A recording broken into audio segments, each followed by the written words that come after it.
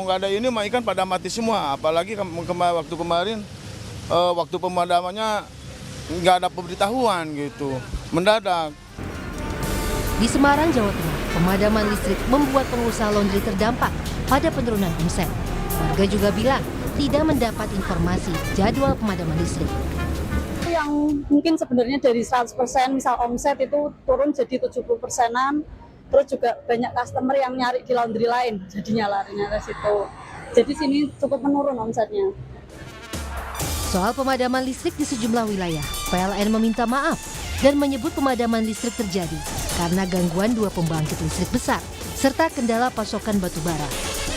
Agar perbaikan 2 PLTU besar ini bisa berjalan dengan cepat dan berjalan dengan lancar sehingga bisa pulih dan kembali memasok listrik di sistem kelistrikan di Pulau Jawa.